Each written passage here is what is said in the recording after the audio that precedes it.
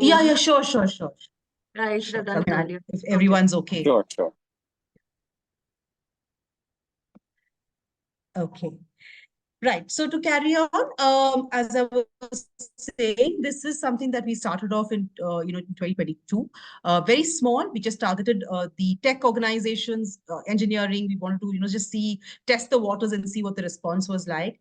We did get encouraging response, not in large numbers, but in the kind of organizations that participated in the first year, which was quite encouraging, and the feedback that we got, because right from the beginning, we were very clear about certain principles, in terms of, why are we doing these awards, the kind of rigor that we will have as a process, that it's not awards for awards sake, but it needs to be valued. And we are looking at, certain quality to come out clearly, right? So that's something that we've always had. And we do believe that the time is really now, and it has been, and it is going to continue to be for entrepreneurship, for entrepreneurs, as key drivers of change within the organization, especially in the context that we are in, where everything is so much in flux. There's so much happening that you really don't know what's going to come tomorrow, right? What challenges are going to come your way. So you do need entrepreneurs who are flexible, nimble, adaptable, willing to take on challenges, willing to come up with new ideas, right? And that's really what entrepreneurship is all about. So sort of looking at how do you build a culture of entrepreneurship, how do you recognize and reward entrepreneurs, how do you have strong, stable practices, all of that really is the purview of these awards. And we've had around 10 organizations, as I said, in the first edition. And the second one, we saw, we said, okay, we were encouraged. We opened it out, but we were still being cautious. So we said, 4 or 5 industries, not more than that. And we still had about 50 organizations taking part, which was quite a jump, right? A 5-fold jump. So this time we are really going big, at least in terms of the scale, and we're not sort of limiting it. These are some of, just to give a sense of the organizations that have participated in the past.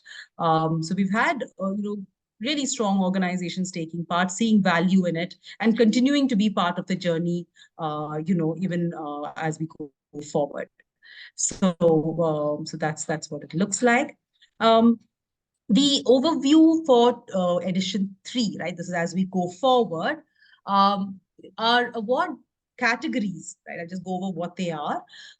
We've had 4 award categories right from the beginning. One is the entrepreneurial practice, which is an organization award, which is focused on the practices, policies, within the organization to strengthen, grow, entrepreneurial efforts of employees, right? So there are some organizations which have very mature practices, some with emerging practices. And so we are going to recognize both kinds of practices, right? Some are organization-wide, some are within a particular BU or a particular part of the organization, or for particular sections of employees. And it can range from ideation, challenges, hackathons, to a regular idea generation, or ideas sort of a program, to moving to getting into that, to actually creating a proof of concept. Some have very elaborate assessment internal juries to select ideas. Some take that even further to convert that idea into action, and even have budgets to support creation and innovation in that path. Right. So it's really about different kinds of practices, and we're opening it out to all kinds over here. The second category is star entrepreneur. And here we are looking at, from the organization to a team that's behind an idea, right? And this is, we're looking at small teams who have really experienced the entire gamut of an entrepreneurial journey, right from idea generation to seeing an idea get executed in practice. So that's the Star Entrepreneur Award, where we're focusing on the journey, the skills, the competencies, learnings of the team as they went through, the entire process. The third category, we have 2 kinds of awards. That's really breakthrough ideas for business impact and breakthrough ideas for social impact. Here, the focus is on the idea itself, right? How is the idea making a change to the organization or to the community that the organization is a part of? With ESG coming in very strongly, it's also about how our organizations responding to these needs, right? The reality of the world that we live in, and making and very consciously looking at how can your business be more sustainable. So these are the breakthrough ideas categories.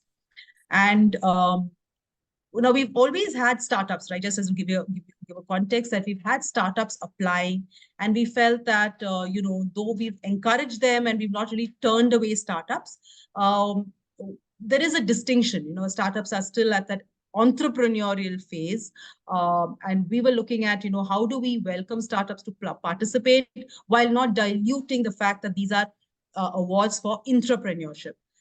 So the way we're looking at it is really how are startups driving a culture of innovation, right? So, Mr. Ramu, you no longer call SiteCare a startup, but, from your own journey, this might resonate as well as, how do you right from the beginning ensure that a culture of innovation is, permeated through the organization, which goes beyond the initial founders. And you have that as something that sustains and is then carried forward by everybody, right? So we're focusing on this culture of innovation for the startup category. We've typically looked at the corporate sector, and in the last two editions, our focus has been the corporate sector, and that continues to be, and I'm sure that that's where we'll get most of our nominations from. So it is open to corporate sector, but no bar on industry, so across all industries, irrespective of private or public sector, irrespective of size, small, medium, large. So we're opening it out really across, all organizations to take part. But beyond the corporate sector, we're looking at, opening this out also to the academic sector, educational institutions, formal ones where you can get, you are coached, right? Either at this, for example, like schools or colleges, universities, where, young people get coached and trained and, in order to, apply and sit for exams, get certified, get a degree, get a diploma. Those are one kind of educational institutions. We also have a booming parallel, academic, whole setup, right? A parallel sort of, set of organizations that support this, right? So be it an edtech venture, an academy, or a Byju's, or whatever the so many that are there out there. Plus your coaching and various other ways in which organizations support the academic efforts. So this sector is really open to all those kind of organizations. The third sector we're opening it out to is for the social sector, right? Both for-profit as well as not-for-profit organizations. And we're looking at, this sector also because there is a lot of focus on the sector now. CSR having come into, play quite strongly. Large organizations are doing a lot, right? Even just to ensure that they are complying to the CSR requirements. And that has spun off into the entire sector being mobilized a lot more. There's a lot more, of interesting work happening. And we believe that, these organizations shouldn't be left behind. There's a lot we can learn from, the sector as well. Those are the three, sectors really. Startups, we're just calling out separately because these are organizations who are in the more early phase of their growth. And we are looking at organizations who have, at least reach a certain scale in the sense that they're not very early stage startups, right? So we're looking at, they should have at least got to a certain stage where we can actually assess whether they have a culture of innovation or not. So that's really the four sectors. Our process, as I mentioned, remains the same for the past 2 years. We will have a nomination process where there's a form that they fill up, which gets into some amount of detail. But the actual sort of depth of it comes through during the jury interactions. There's one-on-one jury discussions that happen, and we have a really eminent panel of jury members who've signed up this time. And they will be participating and actually looking at every single application nominee and having an opportunity to do a one-on-one Q&A with them. So the jury basically does the evaluation, identifies the winners, and those who are recognized, they would get trophies and certificates. And the last time we had nice little gift boxes that we were able to give out. I hope we can do that again this time. And they will receive all of this in a ceremony, an award ceremony, which happens as part of our conclave, which will be in June of this year. So we are at the stage where we've kicked off. We've just started off. We still need to, formally initiate the nomination process. A little bit behind time. We're starting off from Feb, but that should be enough. Feb and March should be sufficient for the nomination process, followed by the evaluation after that. Right. So that's pretty much an overview. Any questions, thoughts at this stage? I will just take a quick pause. Not from my side, Aparna. I think this is quite clear and in line with what I think we discussed. It's pretty good. Great. Thank you. Thank you. Radhika, anything from you? No, I think this looks really good. I think quite well thought out and stuff. I'm just curious who's in the jury panel, and I mean, since you're reaching out to sustainability ESG folks as well, I'm assuming, right? So Yes. I'm assuming you have that in the jury as well. Yeah, just a Yes. second. Asha, do you have that photograph that we released on social media? We can just pick it up.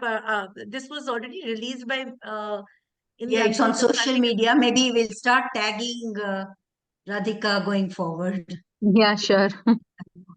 I'll just try and pull that out and show it to you, Radhika. Just give me a moment. Okay, no problem. No, that's okay, as long as you've covered that. Yeah. Yeah. I had posted it on my thing as well, Handle. Radhika. You're connected to me, but still, we'll pull it up. Asha, if you can just share that picture. I think Aparna is sharing. No, go ahead, Asha, if you can find it. It's going to take me a bit. Oh, okay, 1 minute. Yeah, Asha is the but designer. really that's where we are right now. And of course, we're looking to have a lot of organizations taking part. The one thing that I haven't put on the slide where is that this time, the first 2 times, we actually had the awards as open to all without any fee attached to it. But this time, we are looking at a nominal fee to cover our administration costs. So that's something that's going to be a little new this time. Yeah, makes sense. Screen.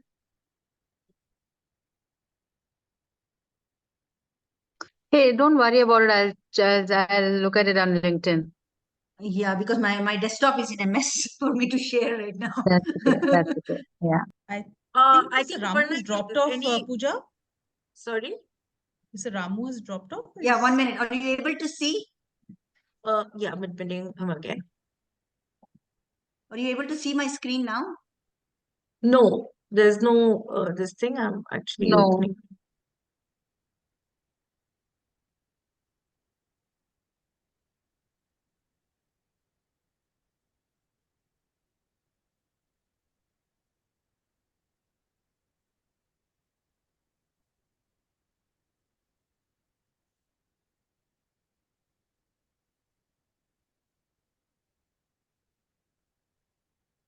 Okay. Radhika, sorry, Asha, you can go off. I'm sharing. Radhika, can you see my Okay. screen? Yes, screen is loading. Asha, if you can just Yeah. I'll exit. I was halfway. Stop sharing. Okay.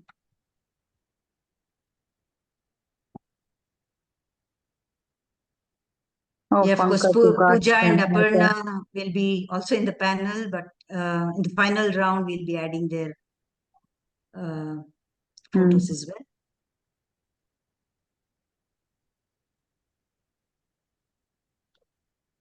Who's Sundareshan? I don't know him. Yeah, he's an active ESG. He's actually an ESG activist, I can say. Oh, okay. he's with the Institute of Directors. He's a very well-known figure. He is a core faculty, and he's also an ESG auditor. A lot of his work is focused on, ESG and compliance. Okay. Okay. Yeah, that's fine. Yeah. Okay. Yeah. Okay, so I'm going to take this opportunity now to just switch gears and talk about the conclave. So what I've tried to do is I've tried to build a little bit of a context, storyboard, a little bit of an approach. It's of course a draft deck at this point, and we are going to get it branded and things like that. But again, we've spent a lot of time uh, getting keywords, getting having conversations, perspectives. Yesterday we had an opportunity with Samsung R&D as well, though they're not part of the Entrepreneur Champion group or jury, but they're one of our stakeholders because we are doing some entrepreneurship work with them. They are formalizing their entrepreneurship roadmap, and we are sort of working with them. So, and before that, we've, governance council members and other industry leaders like yourselves, we've been sort of having conversations with. So, I'm just going to let me know if you can see my screen. Yeah. Yes, yes, we can. Okay. Yes. Okay. So basically, what's coming out very strongly is that, of course, this is an era of disruptions, and something that started with COVID in 2020. Each year there is a lot of other angles to keep navigating, right? And we've been also doing a lot of literature review to look at, what conversations are happening out there. We've had this World Economic Forum, which is going on in Davos. There is a CEO study which happens year on year by Conference Board.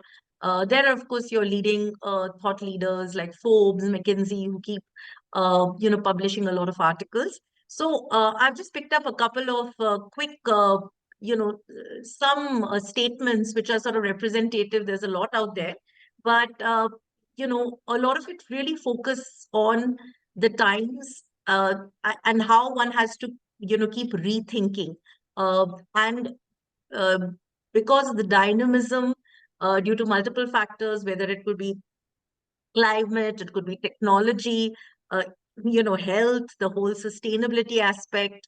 There is a lot happening out there, for organizations to be quite nimbly agile, right? And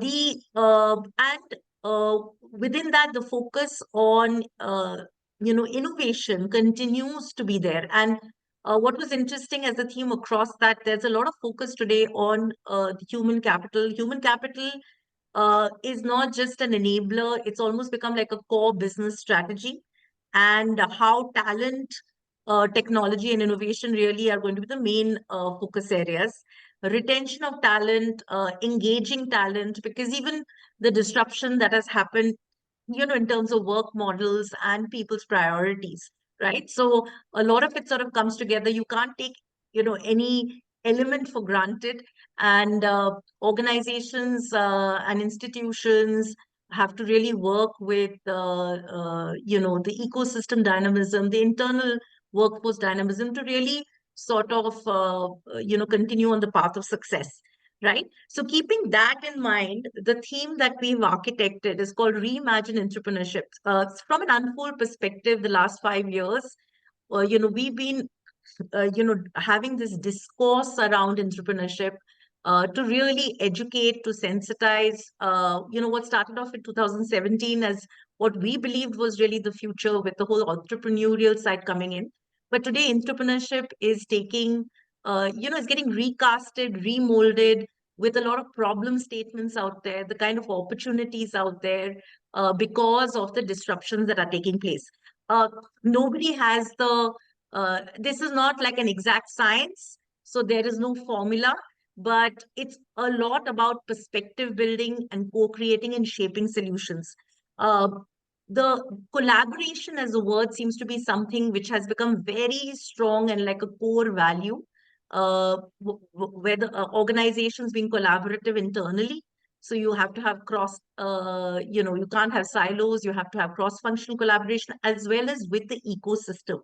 So we've put together this slide, which really talks about the I've had picked some of the disruptions which have a direct correlation with the topic at hand.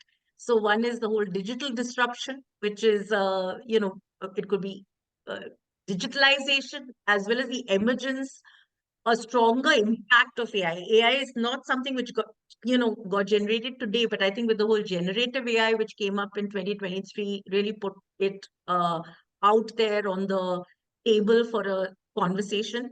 Plethora of tools that have to be adopted for work, then the whole disruption around the environment, the geopolitical conflict. We also have a national election which is looming. For us as a team, we are having this conversation around India. So the political climate of India, the governance of India is going to be important because that dictates a lot of national agendas. Uh, the whole disruption in terms of mindset, where values are no longer things that are cast in stone or in the wall. They're constantly evolving. With the pulse of the aspirations and what culture really means for people today, right? Learning is no longer a point in time, but lifelong learning has become the mantra. Uh, and of course, with technology coming in, while it is creating a phobia and fear, but it also gives the opportunity for people to reskill, upskill, and move, and for Indian industry to move up the value chain, right? Uh, and careers are today can be defined in multiple ways. You have flexible careers, you have the traditional sort of careers, but people can look at their career in terms of almost like a portfolio and not just a fixed linear growth. One can have a lot of lateral moves as well, right? Biz model, which is really looking at the whole approach to business today.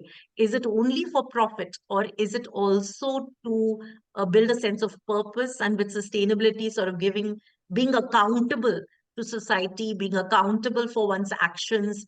Organizations can't really remain in silo and insular.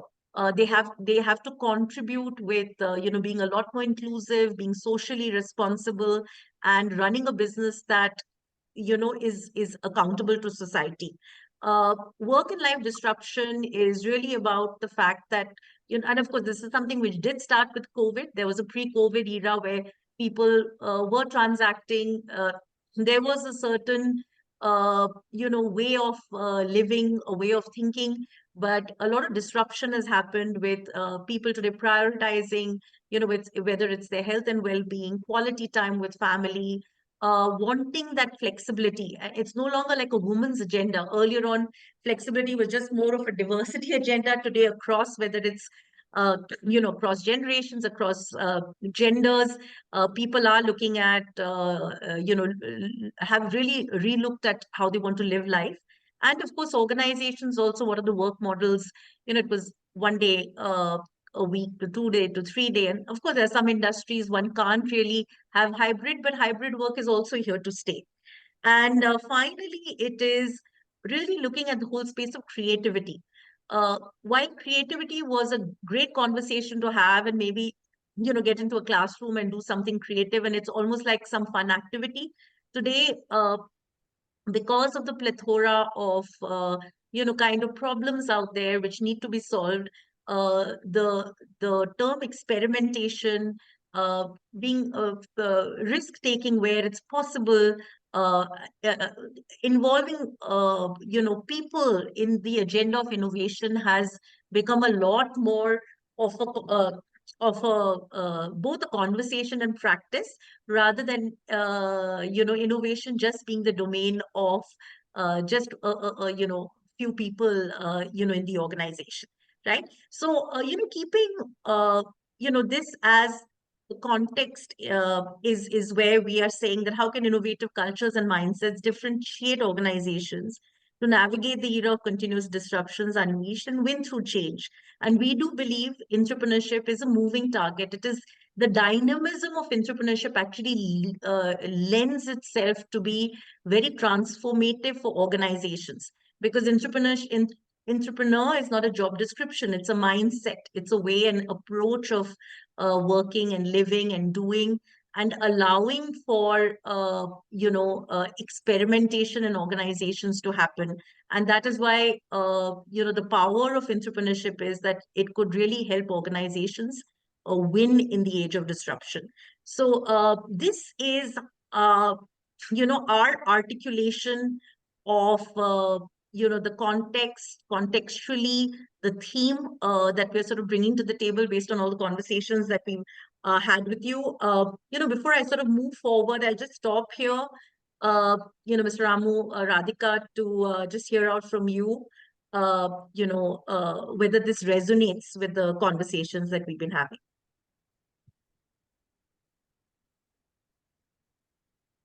Hello? Yeah, I was just thinking, Radhika, if you want to go first. Please. Yeah. So I think very well articulated, Pooja. I think that's nicely kind of put and everything. The one thing I wanted to add to this is you talked about human capital, right? So and you talked about environmental disruption, or environmental sustainability being something that organizations are looking at right now and stuff. I want to just add a caveat to that. I mean, right now, businesses do not have a choice. I mean, they have to go, include sustainability as part of their corporate strategy. Right, Sure. right now there is no choice in it, or saying it's not a good thing to do, and it is basically it has to be part of their business strategy. And to that end, there's this newer concept that is evolving, that in your accounting books, for example, we look at financial capital. Can we account for natural capital? Can we account for social capital? Can we account for human capital? All this be part of accounting, right? So those are I mean, very new right now. No organization is doing it yet. I would say. I mean, at Wipro, we kind of just started with natural capital accounting, and we're just kind of moving on to human and social. But it's a very new concept. So I just want to add that as I guess food for thought. Yeah, no, absolutely. And that's why when I say biz model disruption, Radhika, it's in the continuum. We never had this sustainability being something which was compliance. It's something which has obviously happened over the last couple of years, and which has also lent to this new way of working. And as you rightly said, whether it's natural capital, financial, social, all of this is new thinking, which is also opening up new doors and opportunities for people in the organization, right? Because businesses have to do things differently, which also shapes the jobs and roles of people, and how they need to execute their work differently. So and as I said, entrepreneuring or entrepreneurship is a mindset. It is not a job description. And today, if we just look at ourselves as jobbers, then we would be very limiting ourselves, and we wouldn't be able to capitalize on the change. And tomorrow we could be pretty much dispensable. So how does a human being make themselves indispensable, is by really being able to understand the dynamics of what's happening, and then how can they shape their roles, and how can they deliver and execute differently. And Yeah. that for us is really what entrepreneurship is. It's not as I said, it's a moving target. It's entrepreneurship, No, or an correct. entrepreneur was defined 30 years back by Gifford Pinchot, right? In a context that, someone who has to have an entrepreneurial mindset. Now, what is that entrepreneurial mindset? Is that where an entrepreneur really doesn't have a JD, right? An entrepreneur is thinking on his or her own feet. They Correct. are leveraging their resources. They are harnessing and the collective wisdom, right, Right. of what's out there, right? And that's how today jobs and roles have to be sort of shaped. And that's the flavor we would like to have this as an open conversation, because, we are steeped into this subject. We've been doing it for the last 5 years. So, it's something that, we really fermented with, and that's why it's so important for us to think this through every year. But that's really what we'd like to, and again, as you said, it's social capital, financial capital. Nobody has cracked it yet, right? But it's a journey to get there. So similarly, we are not gurus of this space. We are just bringing in, the trigger points of the conversation to, do this. And I'm going to tie this up, Radhika, with the format, which I'll talk about a little later. But this was just to, build the meta context. No, that makes sense. Makes sense. I was just adding that, there's just more depth to sustainability. That's all. Absolutely. No, Yeah. absolutely. And you're the guru of the space, from I would say, because you're steeped into sustainability, and we'd love to learn from you. Absolutely. Mr. Ramu, any thoughts from your side? Yeah, I was going to say a couple of things. One is, I Yeah. think disruption is almost sometimes the driver for entrepreneurship as well as entrepreneurship. Sometimes that creates the opportunity. So actually, it is probably the cause of or the need for sometimes to have this. That's just a point. I think it's not a negative. It's really sometimes the trigger. The second is that the one of the things that is happening is, while we're talking about, for example, geopolitical changes, ESG as an example, but DEI, diversity inclusion is becoming important to be considered, is also an opportunity, especially in entrepreneurship. There are various things that people are doing in that whole, because of this need now that has Yes. become mainstream. There's an opportunity there that I think that has to be also leveraged. And there is this whole ecosystem that is getting impacted because of these kinds of thoughts, right? So there is a whole movement around some of these ideas that may be captured or could be captured on your environmental or cultural segment, I think. Yeah, it's just Sure. Absolutely, Mr. Ramu. And I'll come to it, because the format is important.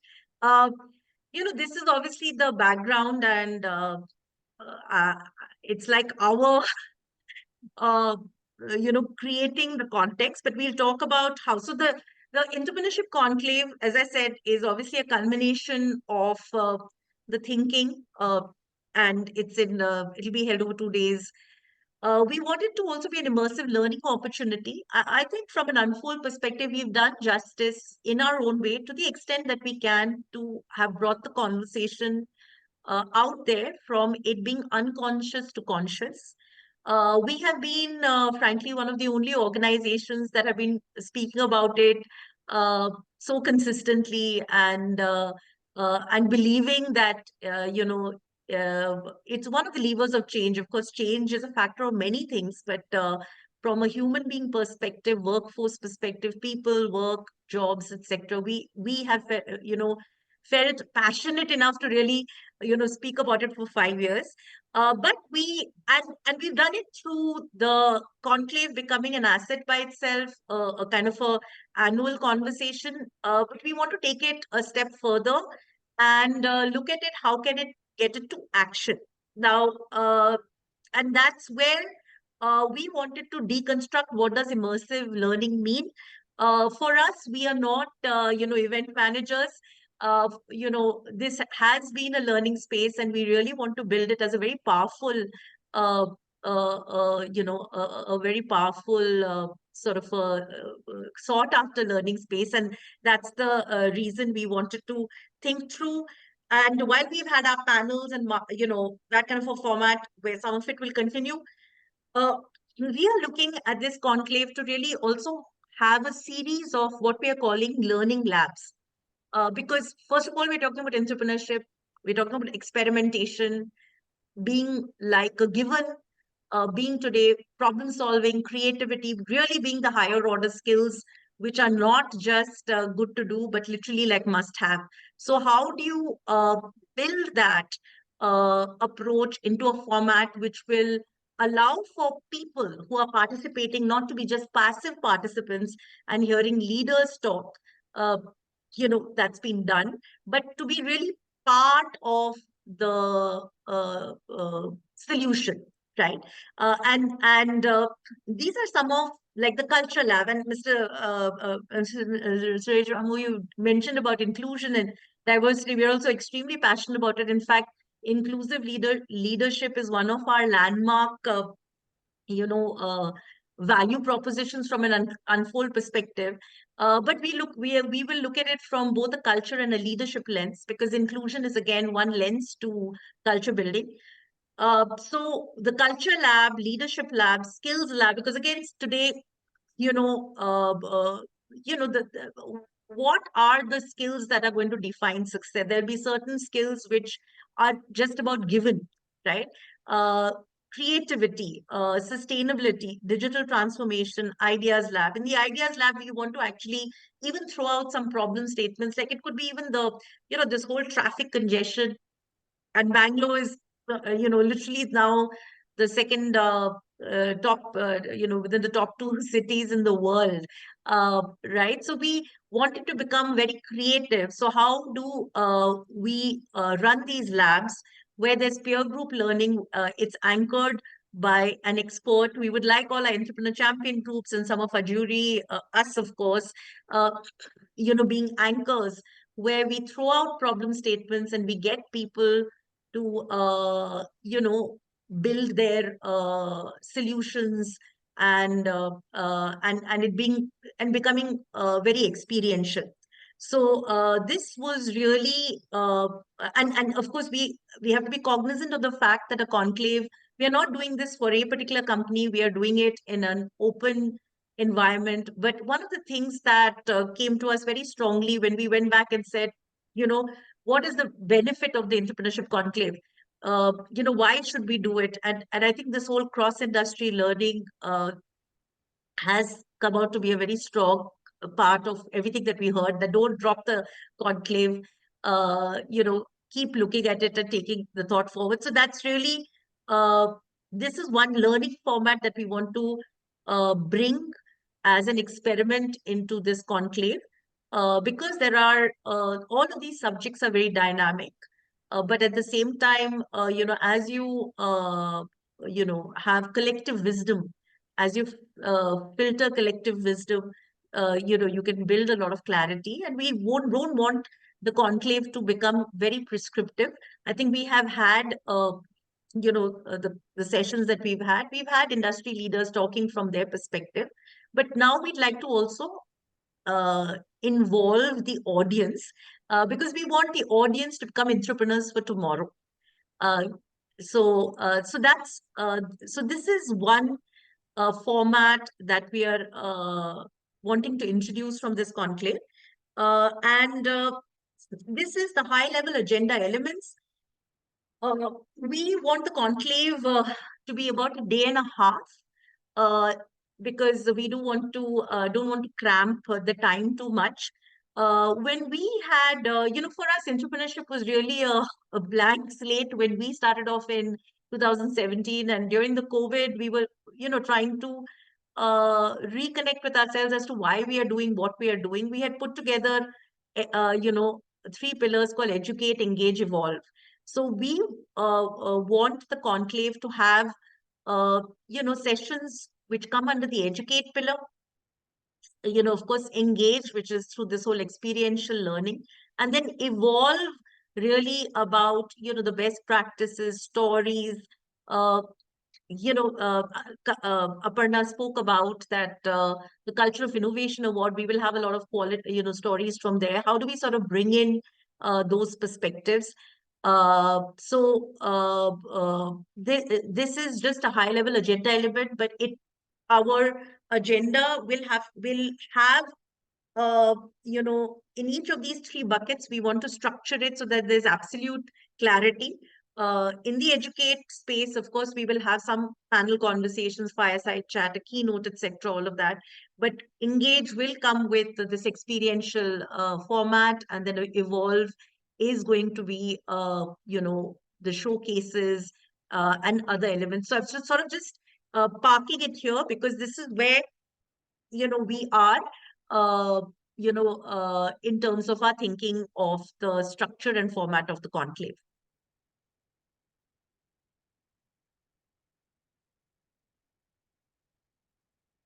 Uh, yeah. Any thoughts? Yeah.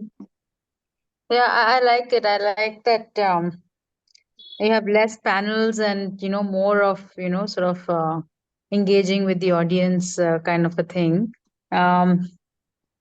So you're saying it'll be like it starts in the afternoon of one day and then go on to the entire Yeah, next day? I think Okay. yes, that's what we wanted to get right. Uh, I mean, there was one that you do one day and the next half. We thought if we start in the afternoon and close the next day, but I'm open to, because we haven't put in any specific timing, but we wanted to hear what would be that 1.5 day. How one format is that you start at 2:30 to 6:30, right? And the next Mm. day, of course, at 9 and 9 to 5:30, and we Mm. close it.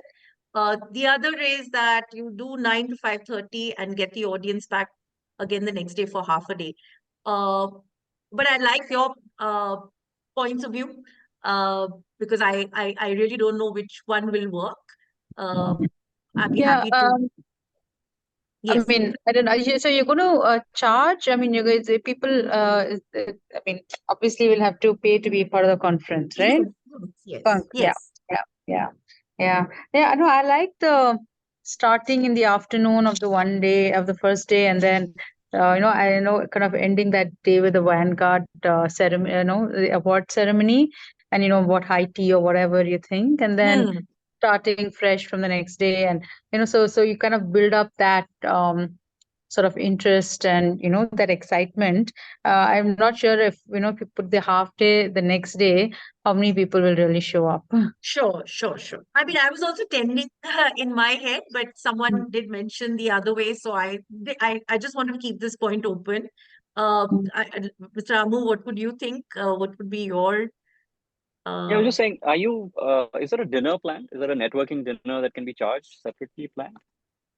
we can do that. As I said, that Yeah, we are, yes. yeah, we can definitely do that. Like with the Vanguard Award ceremony, that's why the first half day, I thought that, we could look at the educate pillar and have, obviously being a conclave or conference, you have to have, leaders and speakers, etc. So that's where, and then we could probably end that day with a little bit of a evening kind of a thing. So uh, we have to construct those administrative elements, but uh, It's it's just a just that, networking forum that you're creating, yes, actually.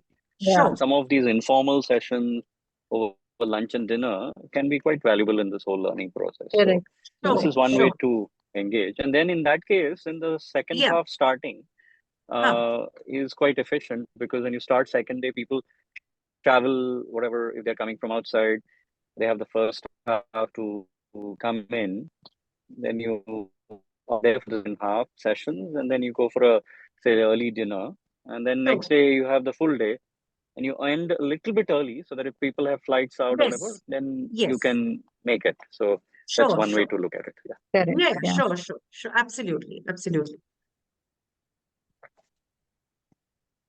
Okay, but I mean, are you resonating? Does it, where we are, like, Yeah, I with think, this and whole these learning labs, I think, are a great idea. But I think it's just important to get the right facilitator for each Yes, of these labs. Yeah. yes, yes, yes, yes, absolutely. Absolutely. So the next level of detail, Radhika, when we worked, we do want sponsorship. We would like Yeah. organizations to pick it up, because we want these to be very powerful learning experience, and collaboration. One of the biggest, when we went back to companies, because we wanted, it was like a survival question from our perspective, that do we at all need to be invested in the conclave, and we strongly heard back yes. So that's why it's very important for us to make this where the organizations see a lot of value. We don't want it to be academic. We want it to be, things that people take away strongly. And that is why the industry participation in this will be really key. And that's the reason the lab format sort of makes it so powerful, because any organization which is coming in to facilitate this lab, they will get a lot out from there for themselves as well. So it's not a one-way process. So it's not just that, you're talking down, but you're actually also getting back. Mm.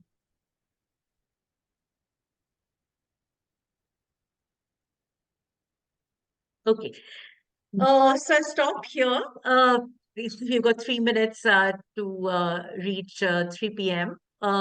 So yeah, I'll just from Asha's perspective, she had to drop off at 3:45.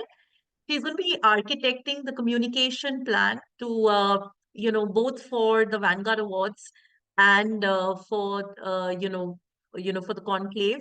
We do nowadays video-based marketing is also a very strong way. So we would at times reach out to you for some sound bites that we'd like to record, because getting people excited. This is our only build out for the year, and it's a complex build out because of the subject. So we do want more and more people to join the calls. So we'll reach out to you, for any your testimonial or just your conversation about why it's important. Why do you think people should attend and things like And that? Pooja, I'd like Yeah. to try and invite people that I know maybe who are doing certain things, but otherwise also to Yes, be yes, aware of it and maybe even participate. So I'd absolutely, like to, absolutely. yeah. So, That's music to our ears. No, that's what we. no, there are some educational institutions that we are connected to, and others, Sure. Startups or whatever. So Yes. if there is a way that I can, forward it and invite people formally, that would be nice. And I'll obviously keep you Absolutely. informed and copy you Yeah, on it. yeah. But I thought it No, absolutely. No, we trust you. So please go ahead. Let them participate even in the awards, because that's a great way of even, if they do, it's a merit-based, it's a recognition platform, of course, participation. So we've also looked at the awards, Mr. Ramu, as that the fee that you put in for the awards will be in exchange for a conclave pass. So that still keeps the not-for-profit angle, where we have a seat already in the conclave at the same time in lieu for the money for the thing. So that way there is a benefit as well for those participating in the awards. So I wanted to share that we still, we really didn't want this to look like a business of awards. We do need some funding to at least sustain the awards, but we want to ensure that people still don't perceive it that we are making money out of it, and that's why we'll look at the exchange. It's a super early bird kind of a ticket where people will get if they nominate themselves for the award. So we wanted to share that as well. Yeah. That's nice. Yeah. Okay. Great, thank you so much. Last but not the least, I thought I'll introduce Samta, because you all will hear from her. She's really joined with us on this journey. Samta has an engineering background, but at the same time, she does a lot of management, writing and articles, blogging, thought leadership, and she comes and we thought she would add a lot of value, because we do need a lot of diverse mindsets as we shape this. So you will hear from her, from time to time. So I thought I'll just share that with you. Yeah, and it's done. We are done. Thank you so much. Thank you for joining. Thanks, Pooja. Thank you, Thank Pooja. you. To meet Thank everyone. you. Yeah. Thank you. Thank Bye. you. Good luck. you. Be in Good luck. touch. Bye-bye.